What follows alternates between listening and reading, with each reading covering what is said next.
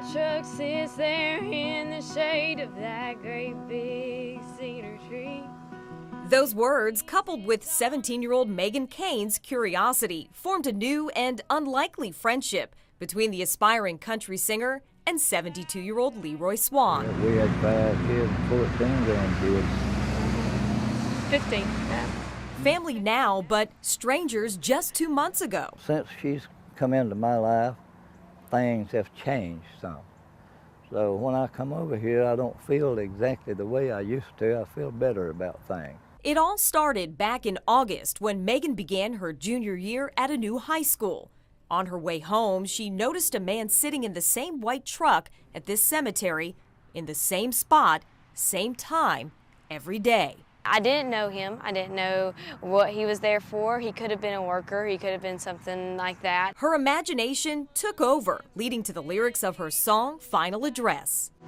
It's amazing how 45 years fly by. A song she had no idea would be so close to his real story. I'm here, Marcia. I love you, sweetheart.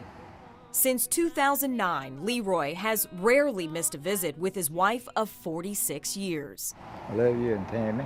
And more recently, his oldest daughter, Tammy. I come every day that something don't keep me from it, you know. So ever since I started coming over here, I probably had missed 5 or 6 days, maybe. When April comes, reminds me. It shocked me at first because I didn't know what I was doing until after I did it.